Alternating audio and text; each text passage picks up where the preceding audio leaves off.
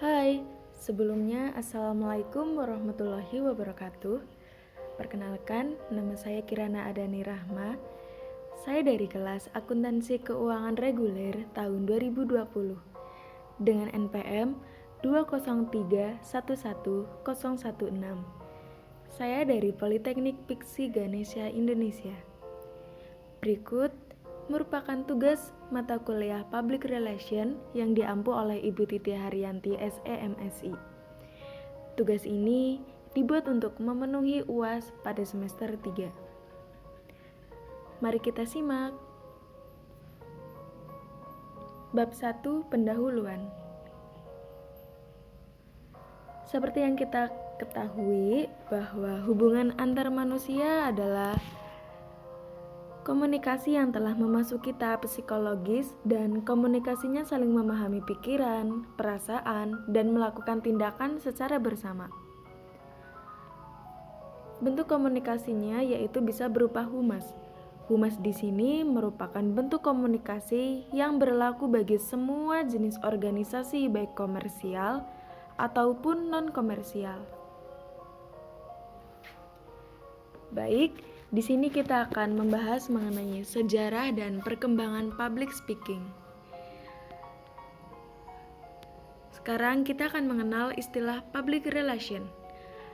Public relation secara umum sebagai hubungan masyarakat. Jadi, public relation atau juga bisa disingkat menjadi PR dikenal pada abad ke-20, namun gejalanya sudah tampak sejak abad-abad sebelumnya. Hubungan yang diharapkan adalah hubungan yang harmonis. Harmonis sendiri merupakan persesuaian antara kedua buah pihak satu sama lain yang saling memperoleh keuntungan dan merasa senang. Kemudian pada zaman purba, orang berinteraksi dengan orang lain yang berjauhan dengan tanda-tanda seperti asap atau tabuh-tabuhan atas dasar memelihara hubungan baik dengan sesama. Jadi, di sini kita dapat simpulkan bahwa public relation sudah diterapkan oleh nenek moyang kita dari zaman dahulu dengan tujuan menjaga hubungan baik dengan sesama manusia yang dilakukan dengan berbagai tanda ataupun berbagai macam cara. Kemudian sejarah pun mencatat hal-hal sebagai berikut. Yang pertama ada Iskandar Agung mengimpor gagasan tentang ketuhanan dari timur ke Yunani. Kemudian prinsip PR telah dilakukan oleh orang-orang Yunani dan Romawi dengan dasar Vox Populi dan Republica. Kemudian kita akan membahas mengenai asal mula istilah humas. For your information, actually humas sama dengan PR atau public relation. Di sini menurut Kasali, PR adalah pendekatan yang sangat strategis dengan menggunakan konsep komunikasi. Kemudian menurut Abdurrahman, humas dalam artian sebagai teknik komunikasi kedua sebagai media komunikasi. Public relation menyangkut bentuk komunikasi yang berlaku untuk semua organisasi. Artinya, PR jauh lebih luas daripada pemasaran dan periklanan atau propaganda dan telah lebih awal. Kemudian kita akan memasuki kedekatan dengan teori zaman PR. Istilah public relation tidak ada secara konseptual dan dikembangkan sebelum abad ke-20 Masehi. Meskipun demikian, public relation secara praktek sudah ada sejak lama. Dalam pengertian bahwa meskipun secara teoritis public relation baru muncul abad ke-20, tetapi prakteknya sudah muncul jauh sebelum abad ke-20 Masehi. Berbagai unsur dasarnya seperti informasi, membujuk, dan mengintegrasikan halayak sudah tampak dalam kehidupan zaman kuno.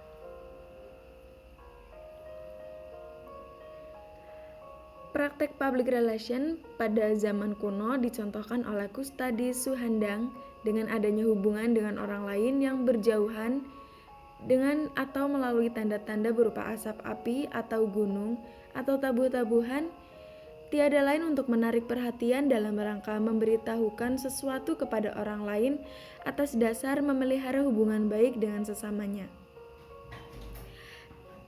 Dari sejarah dapat diketahui pula adanya praktek public relation yang dilakukan para pengawasan terhadap para pengikutnya melalui penggunaan kekuatan, intimidasi, atau persuasi.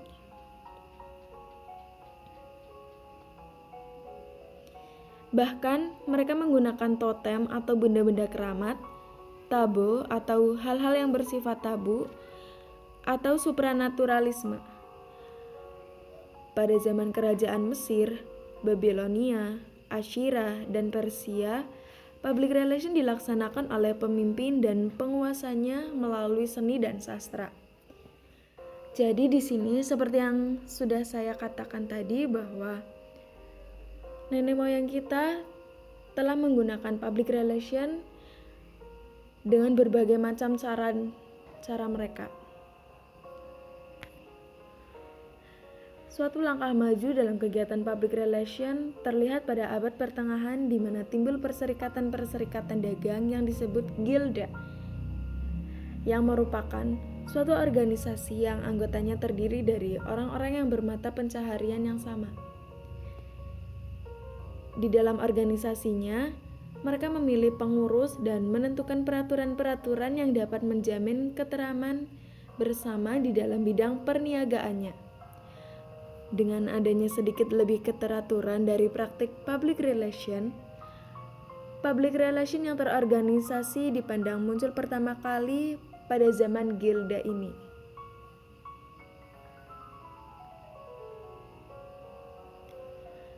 Kemudian, berdasarkan adanya perkembangan yang sangat pesat, maka begitu juga dengan komunikasi yang dituntut untuk juga lebih maju dan berimplikasi pada keberadaan public relation yang semakin banyak digunakan, banyak dipelajari, dan diteliti. Perkembangan tersebut pada akhirnya juga mendorong lahirnya public relation dalam bentuk modern di Amerika Serikat. Public relation yang awalnya hanya ada pada tataran praktek, kini juga ada secara konseptual, suatu ilmu pengetahuan yang diteliti dan dikaji secara khusus. Sejak saat itu, berkembanglah public relation modern. Kemudian di sini kita akan mengenal daftar dari tokoh PR di Indonesia. Yang pertama ada Abdul Haris Salihin. Beliau merupakan tokoh public relation dari Bangkal Timtara.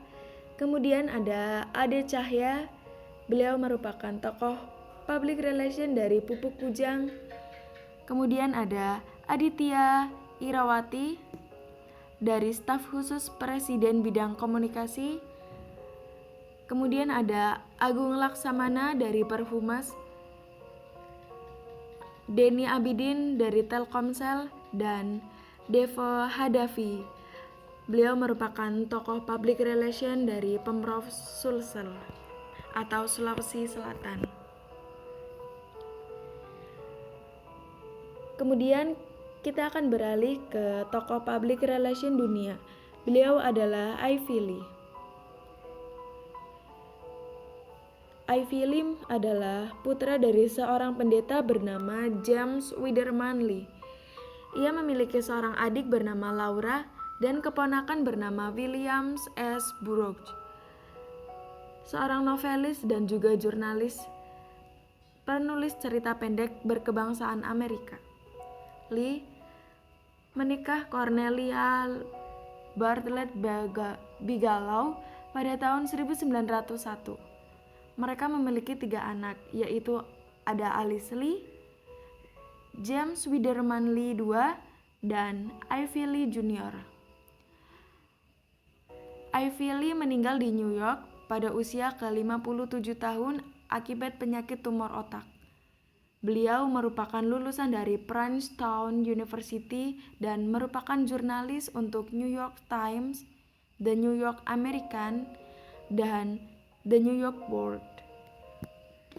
Kemudian pada tahun 1903, ia keluar dari pekerjaannya sebagai jurnalis dan bekerja untuk kampanye kandidat wali kota New York yang bernama Seth Low.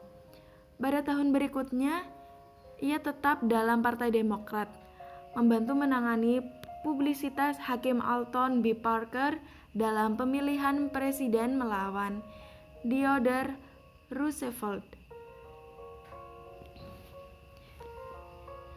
Berkat keberhasilannya dalam krisis batu bara, yaitu pada Desember 1914, ia dipekerjakan sebagai penasihat pribadi bagi keluarga Rockefeller yang merupakan pemilik Standard Oil. Sarannya bagi John D. Rockefeller, pandangan masyarakat umum pada sosoknya yang selama ini dianggap menakutkan menjadi sangat baik. Pada tahun kematiannya di tahun 1937, nama Rockefeller yang bertahun-tahun dianggap menyeramkan justru dikenang banyak orang menjadi pribadi yang baik.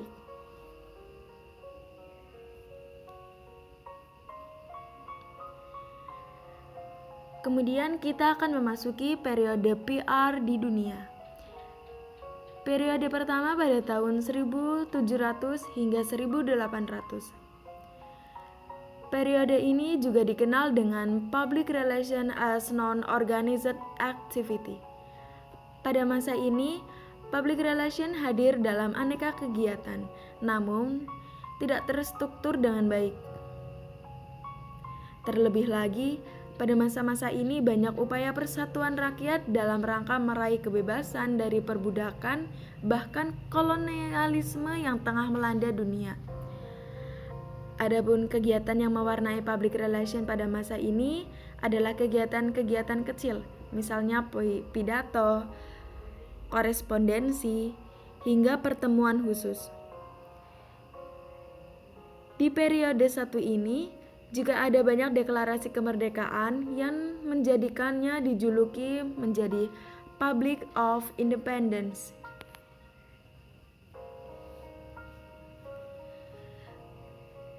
Kemudian periode pada tahun 1801 hingga 1865.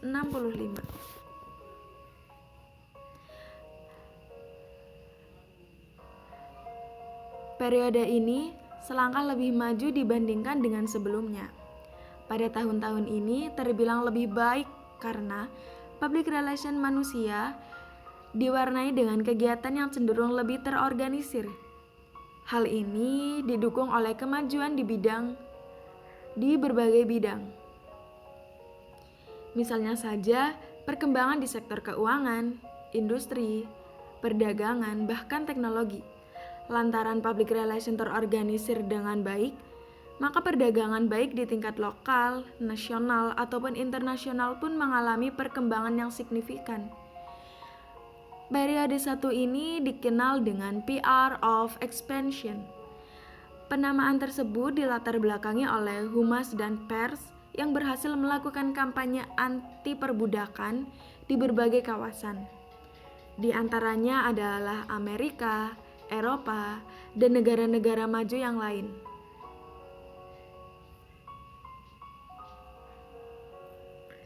Kemudian periode tahun 1866 hingga 1900. Pada periode tahun 1866 hingga 1900 ini dikenal sebagai masa public relation as professional. Hal itu disebabkan karena public relation berubah haluan menjadi kegiatan profesional. Ini bukanlah tanpa alasan, melainkan lantaran pengaruh dari kemajuan teknologi industri.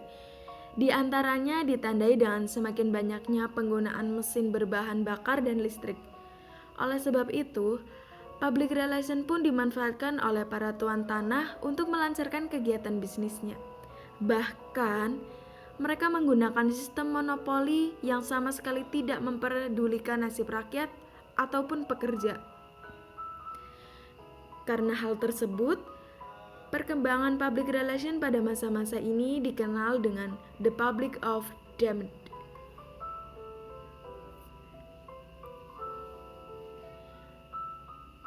Di sini kita akan memasuki pada periode 1901 hingga 1919. Periodisasi sejarah public relation di dunia berikutnya terjadi pada tahun 1901 hingga 1919.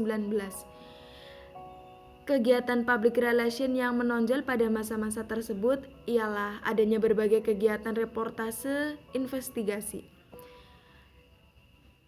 Tujuannya adalah untuk melawan para populis, petani, sosialis, Kristiani, serta para serikat buruh yang melakukan protes. Protes tersebut dilakukan karena berbagai tindakan kejahatan yang dilakukan pengusaha, politisi amoral, hingga koruptor. Sampai-sampai mereka membayar wartawan guna membalas perlawanan tersebut agar memuat di berita di media sosial.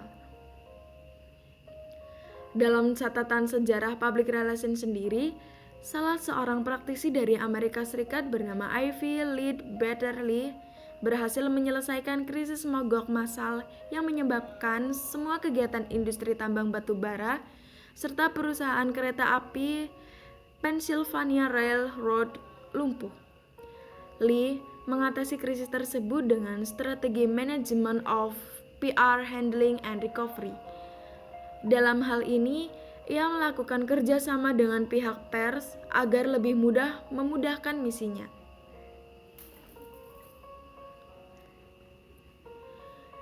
Kemudian kita akan beralih ke periode tahun 1920 hingga sekarang.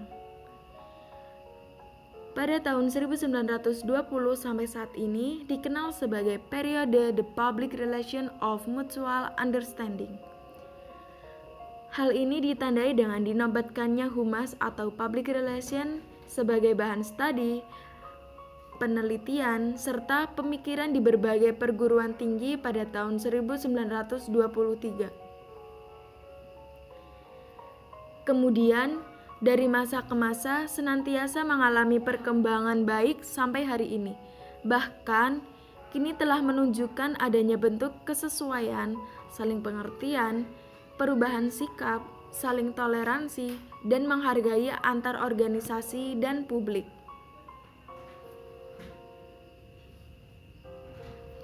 Oke, baiklah. Sekarang kita membahas mengenai perkembangan public relation di Indonesia. Di sini ada periode 1, yaitu pada tahun 1962. Secara resmi, pembentukan humas di Indonesia lahir melalui Presidium Kabinet Perdana Menteri Juanda yang menginstruksikan agar setiap instansi pemerintah harus membentuk bagian atau divisi humas.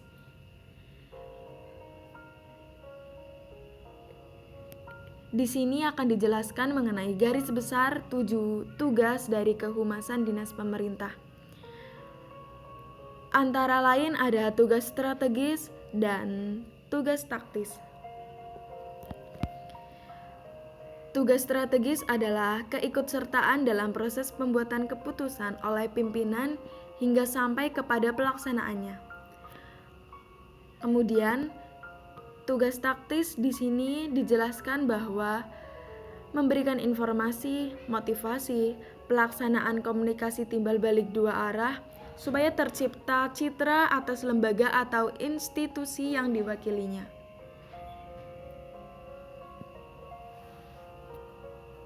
Kemudian periode 2 pada tahun 1967 hingga 1971. Pada periode ini terbentuklah Badan Koordinasi Kehumasan atau bisa yang disingkat menjadi Bakohumas. Di sini dijelaskan bahwa tata kerja Bakohumas meliputi A. Ikut serta dalam semua kegiatan pemerintah dalam pembangunan bidang penerangan dan kehumasan. B. Melakukan pembinaan dan pengembangan profesi kehumasan.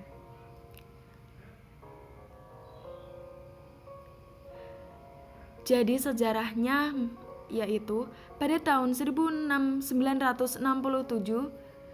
berdirilah koordinasi antar humas departemen dan atau lembaga negara yang disingkat BAKOR, yang secara ex officio dipimpin oleh pimpinan pada setiap departemen.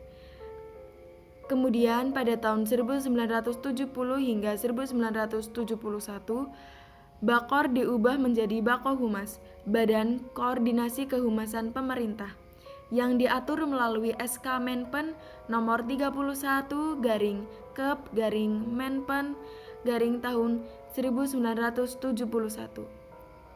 Kerjasama humas menitikberatkan pada pemantapan sinkronisasi, integrasi, dan koordinasi dalam operasi penerangan dan juga kehumasan.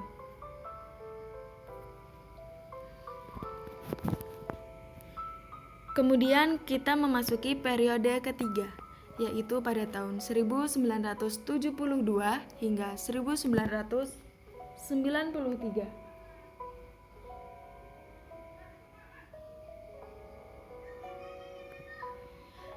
Pada periode 3 ditandai dengan humas berada di kalangan profesional dalam kelembagaan swasta umum, dengan indikator sebagai berikut. A. Perhimpunan Hubungan Masyarakat Indonesia berdiri pada tanggal 15 Desember 1972 sebagai wadah profesi humas dalam lingkungan swasta dan pemerintah.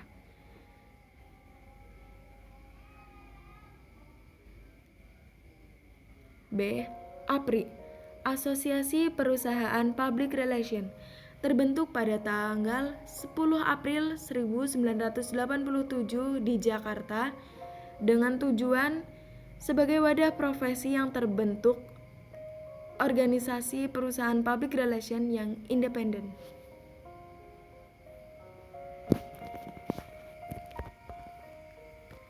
Kemudian di sini kita akan memasuki periode keempat, yaitu pada tahun 1995 hingga sekarang. Pada periode ini, public relation berkembang di kalangan swasta bidang profesional khusus, yaitu spesialisasi PR atau humas bidang industri pelayanan jasa. Dengan indikator sebagai berikut. A. Pada tanggal 27 November 1995, terbentuk juga Himpunan Humas Hotel Berbintang. B. Pada tanggal 13 September 1996, diresmikannya Forum Komunikasi Antar Humas Perbankan atau disingkat Forkamas oleh Gubernur BI Sudrajat Djiwandono. Forum Forkamas resmi untuk pejabat humas atau public relation officer, baik bank atau pemerintah, swasta, dan asing yang telah beroperasi di bidang jasa perbankan di wilayah Indonesia. C.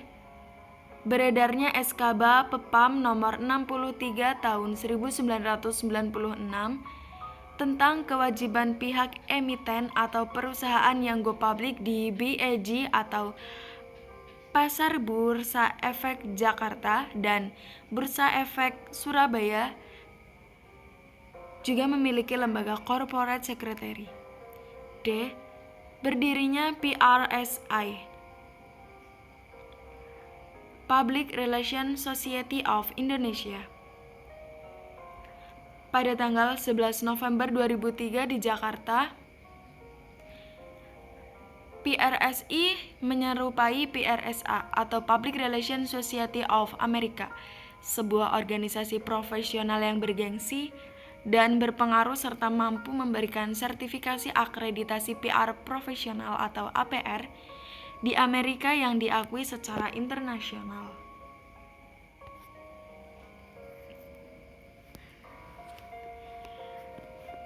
PRSI atau MAPRI, Masyarakat PR Indonesia, Agus Parengkuan diangkat menjadi ketua untuk pertama kalinya. Beliau adalah wartawan senior harian Kompas dan mantan ketua Perhumas Indonesia. Tujuan dari organisasi ini adalah tidak lain untuk meningkatkan kesadaran, kebersamaan, kepedulian, pemberdayaan, juga adanya partisipasi para anggota untuk berkiprah sebagai public relation yang profesional dalam segala aktivitas di wilayah nasional maupun internasional.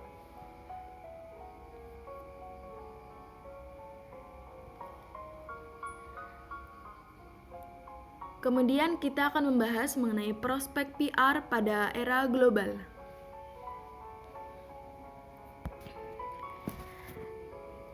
Seperti yang kita ketahui, dalam era globalisasi saat ini, suatu proses harus memiliki suatu muatan standar yang jelas. Hal tersebut menjadi sangat penting terutama bagi profesi public relation di organisasi pemerintahan maupun swasta. Untuk mewujudkan terbentuknya standar profesi public relation yang kompeten, untuk menghadapi era globalisasi di mana situasi dan kondisi yang penuh tantangan, PR akan menghadapi tugas yang cukup berat. Kemampuan mereka dalam berkomunikasi sangat menentukan opini publik terhadap perusahaan atau institusi yang diwakilinya. Prinsip komunikasi dua arah merupakan tuntutan seorang PR agar dapat memberitahu atau dapat mengubah sikap, pendapat, perilaku tertentu perorangan atau kelompok agar sesuai dengan tujuan institusi yang diwakilinya. Dengan kata lain, dapat berkomunikasi seefektif mungkin untuk menciptakan saling pengertian. Secara internal, aktivitas PR adalah menciptakan mutual understanding antara bawahan dan atasan. Sedangkan secara eksternal, antara perusahaan dengan masyarakat. Praktisi humas harus meningkatkan fungsi dan perannya dari public relation technician menjadi public relation manager. Hal tersebut berarti mereka tidak cukup lagi berperan sebagai in-house jurnalis di lembaga, perusahaan, atau organisasi tempatnya bekerja. Teknik-teknik komunikasi bekerjanya menerapkan permasalahan yang akan ditangani secara proaktif dan tidak reaktif. Ini berarti harus bekerja berdasarkan satu tujuan dan jangka panjang. PR juga harus memulai mempraktikkan profesinya dengan pendekatan two-way symmetrical. Hal ini berarti harus meninggalkan praktik kehumasan yang bersifat satu arah. Lembaga pendidikan tinggi, asosiasi PR, dan para praktisi humas perlu saling mengadakan komunikasi dan bekerja sama ikut merumuskan dan mengembangkan kurikulum pendidikan. Seorang PR tidaklah perlu mempunyai keahlian akademis, namun perlu untuk memiliki atribut seperti kemampuan berkomunikasi, kemampuan berorganisasi, kemampuan untuk dapat bergaul dengan banyak orang, mempunyai integritas diri, mempunyai imajinasi atau kreatif, dan memiliki niat untuk mengembangkan wawasan.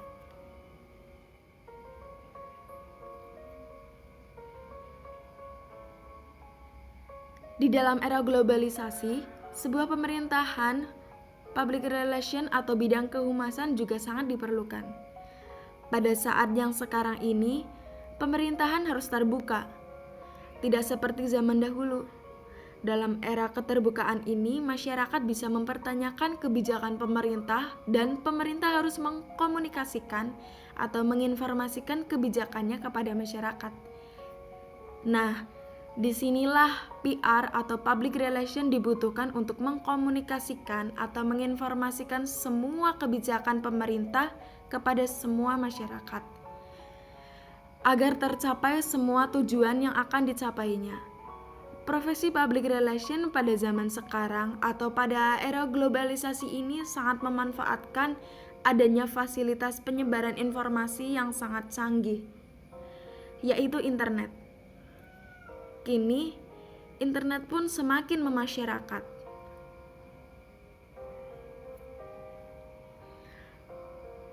Profesi public relation atau bidang kehumasan untuk era globalisasi ini sangat dibutuhkan seiring dengan perkembangan zaman yang semakin maju.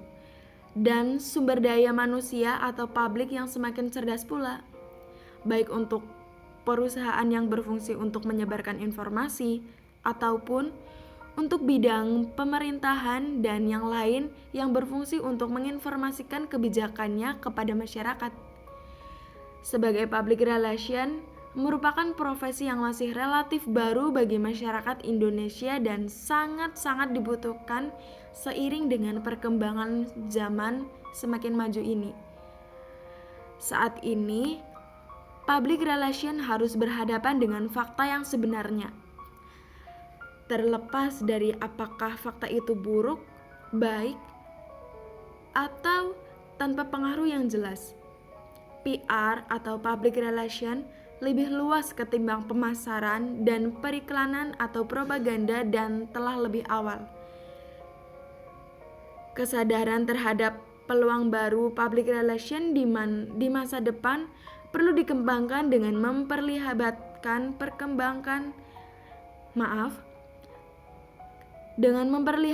perkembangan komunitas pengamat industri melalui media online. Baiklah, mungkin hanya itu saja yang dapat saya sampaikan. Kurang lebihnya saya meminta maaf. Semoga video ini dapat membantu teman-teman dan dapat menginspirasi. Sekian, wassalamualaikum warahmatullahi wabarakatuh.